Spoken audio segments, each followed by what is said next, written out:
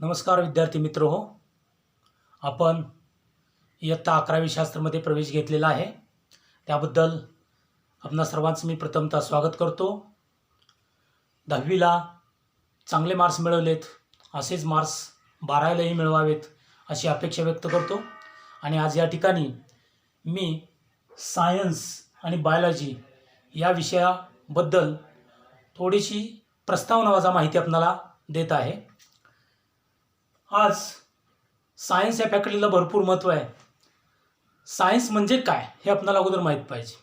What is science, पण तिची आपल्याला डेफिनेशन सांगता आली पाहिजे. अगदी 2 शब्दाची व्याख्या आहे. Discovery of truth is called science. सत्याचा शोध घेतं ते शास्त्र. Science never speaks false, everything is correct thing. सायन्समध्ये कुठलीही गोष्ट चुकीची नसते. आणि म्हणून अगदी थोडक्या शब्दात व्याख्या केल्या, discovery of truth is called science. आपण विद्यार्थ्यांनी सायन्सला प्रवेश घेतलेला आहे, तेव्हा सायन्सविषयी आपणाला प्रत्येक माहिती अप टू डेट हवी आहे. यासाठी एक इंग्लिशमध्ये वाक्य आहे, a quick brown fox over the lazy dog. या शब्दामध्ये किंवा या वाक्यामध्ये A to Z वर्ड्स आहेत. A quick brown fox jumps over the lazy dog. या शब्दामध्ये, या वाक्यामध्ये A to Z वर्ड्स आहेत. A to Z म्हणजेच काय, इंग्लिशमध्ये A to Z वर्ड्स आहेत. हे जसं ज्ञान ह्या 26 अक्षरामध्ये आहे, तसं ज्ञान ह्या एका वाक्यामध्ये या A to Z वर्डचा वापर करून एक वाक्य तयार केलं आहे. A quick brown fox jumps over the lazy dog. Each and everything you should know about the science and something about the arts, commerce, diploma, vocational courses.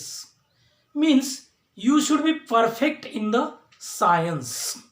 Then for science there is a no need to perfect grammatically language. There is a need to understand, to write answer, knowledge of each and everything, application skills. These are the important thing for the science faculty. शास्त्रामध्ये जो शोध लावलेला असतो तो त्रिकालाबाधित सत्य असतो. Universal truth म्हणजे तो भूतकाळात होता, वर्तमान काळात आहे, भविष्य काळात आहे. आणि म्हणून शास्त्रामध्ये ग्रामरला जास्त महत्त्व दिलं जात नाही, तर मीनिंगला फार महत्त्व आहे. पण तरीसुद्धा वाक्यरचना करताना आपणाला प्रत्येक गोष्ट व्यवस्थित माहीत पाहिजे. थोडासा स्वल्पविराम, क्वेश्चन मार्क हे सुद्धा लिहिणं गरजेचं आहे. एक उदाहरण म्हणून मी सांगतो आपणाला. कोर्टामध्ये केस चालू होती आणि निर्णय झाला की ही व्यक्ती निर्दोष आहे, याला सोडून द्या. न्यायाधीशांनी आदेश दिला, let him go, comma, not kill him. म्हणजे त्याला फाशी देऊ नका, त्याला सोडा. Let him go. पण जो टायपिस्ट असतो त्यानं मात्र एक चूक केली. Let him go, not kill him. हा आदेश होता न्यायाधीशांचा. पण जो टाईपरायटर करणार होता, स्टेनोग्राफर होता, त्यानं काय केलं, लेट हिम गो नॉट. इथला स्वल्पविराम इथं दिला, किल हिम.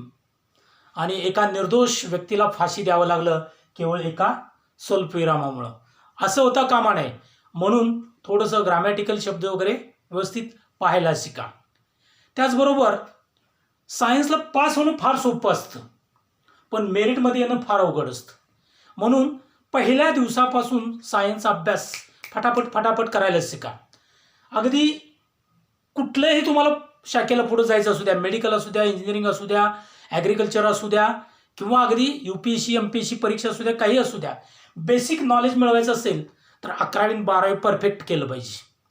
11वी हा 12वीचा पाया आहे आणि 11वी 12वी हा अभ्यासक्रम आपल्याला पुढं MPSC UPSCसाठी उपयुक्त पडतो. आणि म्हणून 11वीकडे अजिबात दुर्लक्ष करू नका. बरेच विद्यार्थी काय करतात, 10वीला भरपूर अभ्यास केलेला आहे, आता काय 11वीला रिलॅक्स राहू, 12वीला बघू, असं केलं तर होत नाही.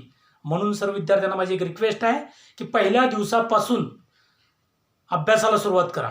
आजकाल अभ्यास म्हणजे फार अवघड आहे असं नाही. अभ्यास करणं फार सोपं आहे. It is not hard work, it is a smart work. Smart work करायला शिका. ज्या त्यावेळेस जो तो अभ्यासक्रम पूर्ण करा.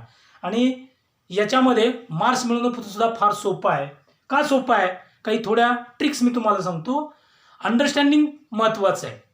थोडक्यात उद्या सर काय शिकवणार आहेत? पहिला टॉपिक द लिव्हिंग वर्ल्ड.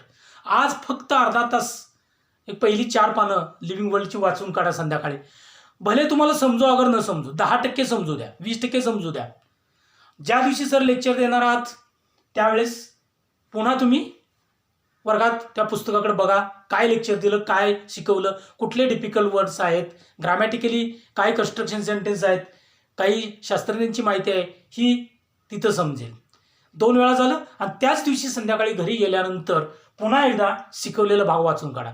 3 वेळा केलं फटाफट तुम्हाला सगळं अंडरस्टँडिंग होईल. तर अशा पद्धतीनं काही मार्ग आहेत. आता याच्यातून सुद्धा तुम्हाला जर काही अजून अडचण येत असेल तर रीड अँड राईट टेक्निक वापरा. वाचा, लिहून काढा. आता जे सर्वसामान्य विद्यार्थी आहेत त्यांना हे शक्य होतं, पण जे हुशार विद्यार्थी आहेत यांना या 3 वेळा गोष्टी केल्या की बास पुरेसं आहे. पुन्हा पुस्तकाकडे बघण्याची सुद्धा गरज लागत नाही.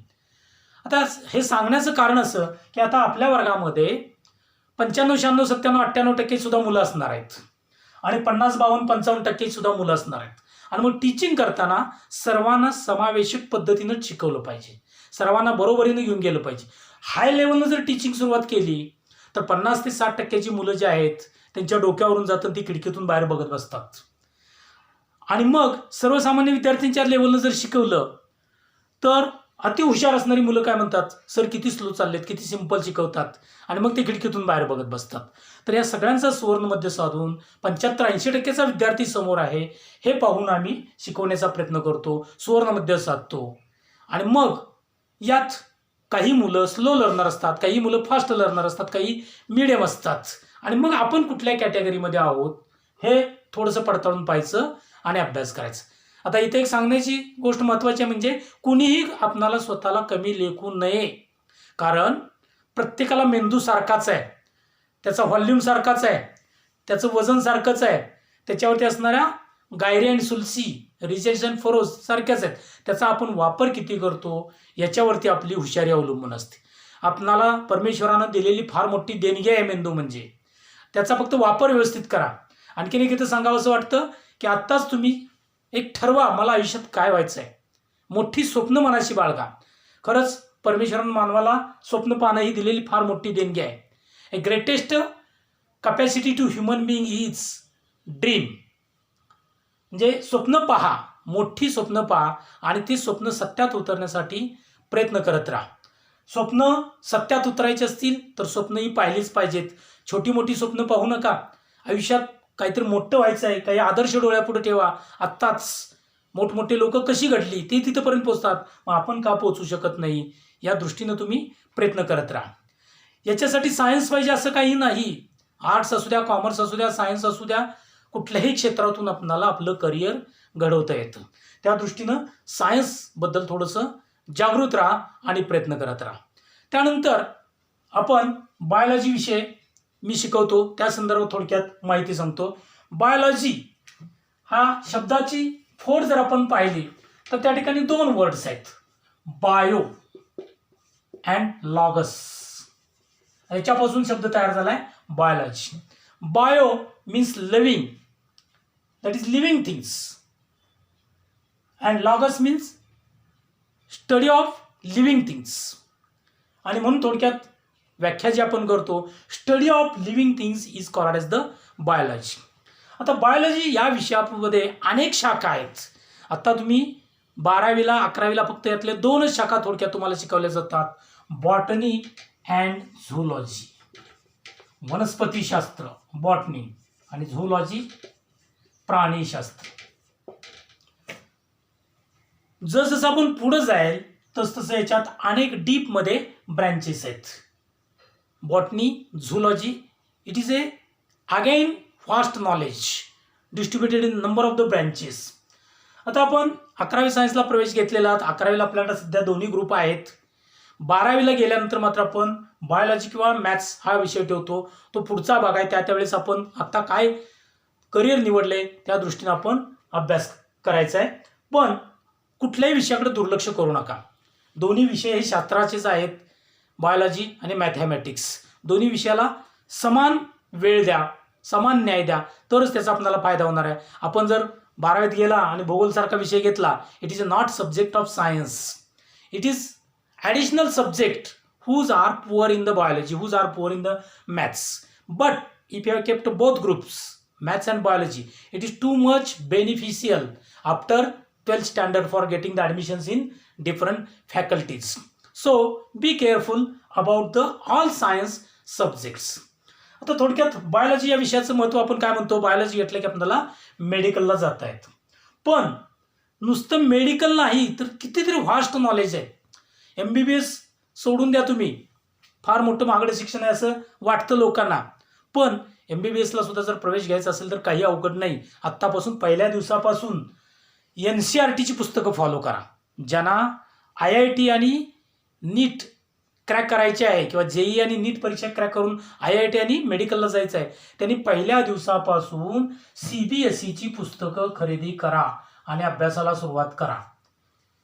हाच टॉपिक तिकडे सुद्धा आहे, फक्त थोडासा एक 20% फरक आहे. 80% अभ्यासक्रम जवळजवळ सारखा आहे. पण तरी सुद्धा पहिल्या दिवसापासून तुम्ही जर NCERTची पुस्तकं घेतली तर आपणाला JEE आणि नीटची परीक्षा क्रॅक करणं अवघड नाही. आता हे दोनच मार्ग नाहीत आपल्याकडं, IIT आणि मेडिकल, याच्यापेक्षा कितीतरी आहेत. बायोलॉजी जर विषय असेल तुमचा तर 12वी नंतर भयानक शाखा आहेत बायोलॉजीमध्ये.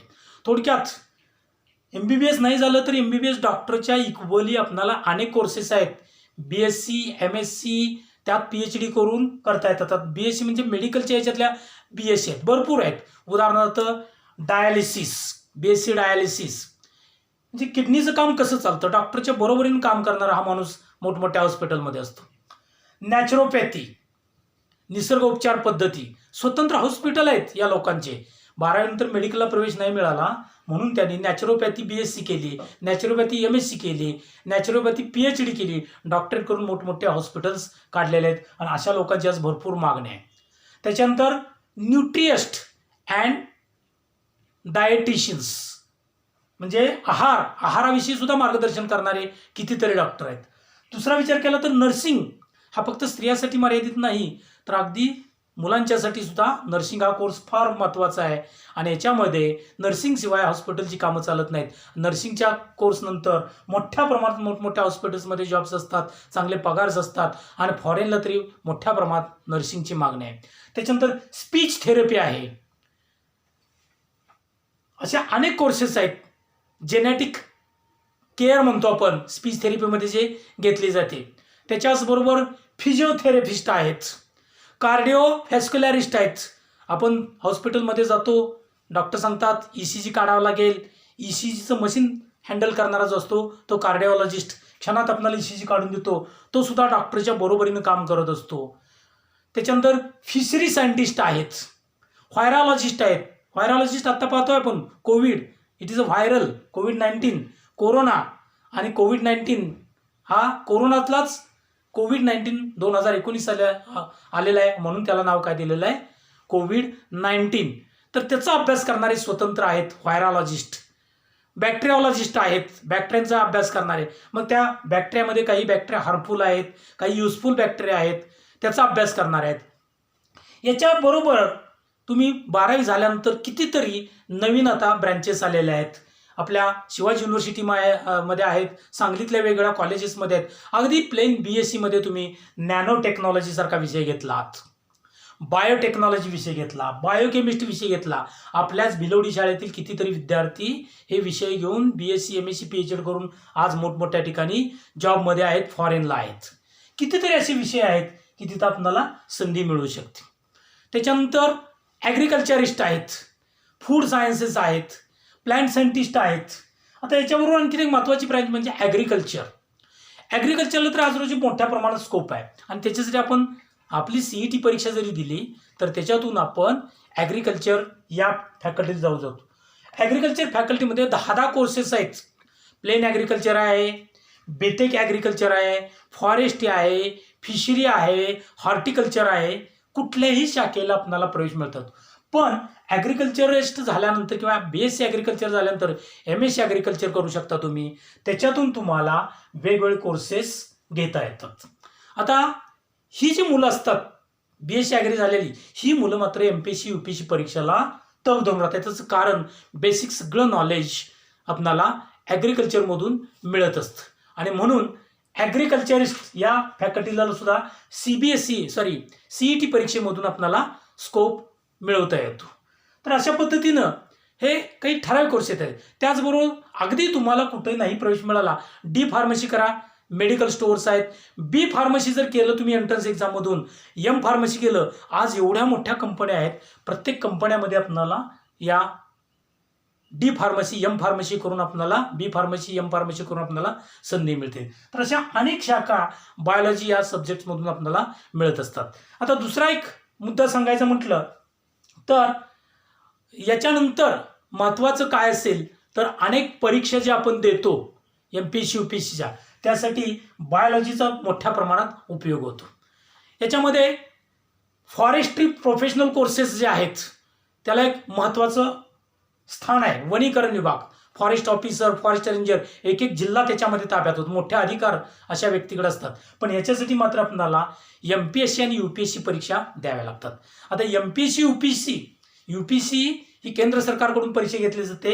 एका UPSC शाखेमध्ये 18 प्रकारच्या ब्रँचेस आहेत.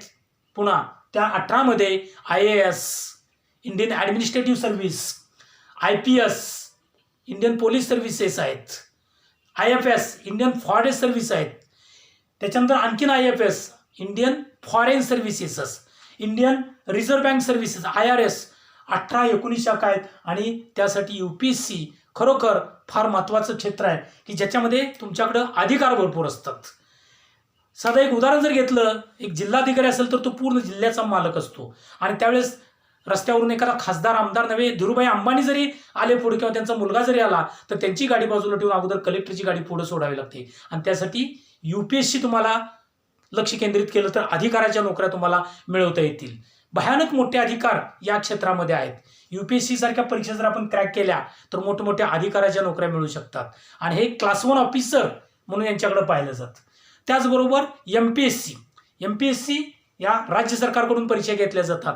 मग त्यामध्ये डेप्युटी कलेक्टर असेल, तहसीलदार असेल, DYSP असेल, अशा अनेक पोस्ट आहेत की ज्या क्लास 1 ऑफिसर म्हटलं जातं. UPSC मध्ये सुपर क्लास 1, MPSC मध्ये क्लास 1 ऑफिसर. आणि त्याच्यातून सुद्धा आपल्याला प्रमोशन होऊन अगदी मोठ्या पोस्टपर्यंत सुद्धा पोहोचता येतं. त्यासाठी आपल्याला बेसिक नॉलेज चांगलं पाहिजे. याला अभ्यासक्रम हा 5वी ते 12वी पर्यंतचाच अभ्यासक्रम असतो. 5वी ते 12वीचा अभ्यासक्रम तुमच्या जर स्मरणात चांगला असेल तर MPSc UPSC सहज जाता जाता क्रॅक करता येतात. आणि आजकाल अभ्यास करणं फार सोपं आहे. आपणाला असं कधी दिसलंय को अभ्यास करून कोणाला चक्कर आल्या, अभ्यास करून कोण आजारी पडलाय? सहज अभ्यास करून आपणाला चांगल्या पोस्टपर्यंत पोहोचता येतं.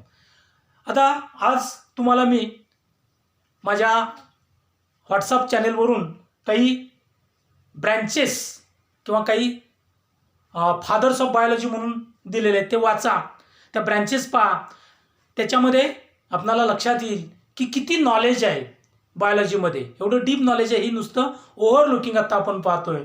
तर आपणा सर्वांना विनंती आहे की सायन्स या शाखेविषयी आपणाला प्रत्येक गोष्ट व्यवस्थित माहीत पाहिजे आणि इतर गोष्टीची सुद्धा आपणाला थोडक्यात माहिती असणं गरजेचं आहे. आपणाला आयुष्यात करिअर जर करायचं असेल तर व्हर्सटाईल पर्सनॅलिटी पाहिजे, अष्टपैलू व्यक्तिमत्व. नुसतंच बुकवर्म नको आहे. व्हर्सटाईल पर्सनॅलिटी आपण आत्मसात केली पाहिजे. अष्टपैलू व्यक्ती, कुठल्याही क्षेत्रात आपण कमी पडायचं नाही. नाहीतर काय होतं, गये तर चांद तक नाही तो शाम तक, अशी परिस्थिती आपली होता कामा नये. म्हणून एक रिक्वेस्ट आहे माझी सर्वांना की पहिल्या दिवसापासून आपण अभ्यासाला सुरुवात करा. यानंतर पुढचं जे लेक्चर आपण घेणार आहोत तर डायरेक्ट टीचिंग या विषयाला आपण सुरुवात करणार आहोत. काही थोड्याच दिवसामध्ये आपल्याला ही परिस्थिती निवळलेली दिसेल. खरं तर फेस टू फेस टीचिंगमध्ये जी मजा आहे ती या ऑनलाईनमध्ये मजा येत नाही. मुलांशी जी कम्युनिकेशन वर्गात होतं ते इथं फार कमी होतं. पण तरीसुद्धा प्रत्येक परिस्थितीत मात करायला आपण शिकलं पाहिजे, डॉमिनेट व्हायला शिकलं पाहिजे. कितीही प्रसंग आयुष्यात येऊ द्या, आणि एक लक्षात ठेवा, आयुष्यात जर यशस्वी व्हायचं असेल तर जेवढी संकट आपल्या मार्गात येतील तेवढं आपण घडत जाऊ. APJ कलाम म्हणतात की ज्या दिवशी तुमच्यासमोर समस्या नाही, ज्या दिवशी तुमच्यासमोर प्रॉब्लेम नाही, तो दिवस तुमचा वाया गेला. याचं कारण प्रत्येक समस्येबरोबर उत्तर असतं. Every question comes with the answer. प्रश्न आहे त्याच्या पाठीमागे उत्तर दडलेलं आहे, ते शोधायचा प्रयत्न करा, आणि जो प्रश्नाचं उत्तर शोधतो, त्याच्यावरती मात करतो, समस्येवरती मात करतो, तोच आयुष्यात यशस्वी होतो. कुठल्याही समस्येला घाबरू नका, प्रत्येक समस्येवरती मात करायला शिकाय. म्हणजेच dominant, be dominate over that particular problem. एक लक्षात घ्या, आज जर आयुष्यात आपण पाहिलं, एवढी मोठमोठी लोक जी मोठमोठ्या पदावरती गेलेले आहेत, ते प्रत्येक लोक अनेक समस्यातून पुढे गेलेले आहेत. प्रत्येकाने प्रत्येक समस्येला सामोरं गेलेले आहेत आणि म्हणून ते यशस्वी झाले. जो समस्येला घाबरून बाजूला पळतो तो आयुष्यात कधीही यशस्वी होत नाही. म्हणून सर्वांनी एक लक्षात घ्या, काहीही आपल्या आयुष्यात समस्या येऊ द्या, त्या प्रत्येक समस्येवरती मात करणे. समस्या म्हणजे काय? Question, problem. एव्हरी क्वेश्चन और every problem has answer. Try to find out this answer, then you will get the success. Okay, we'll stop here. Next time continue about the direct biology subject.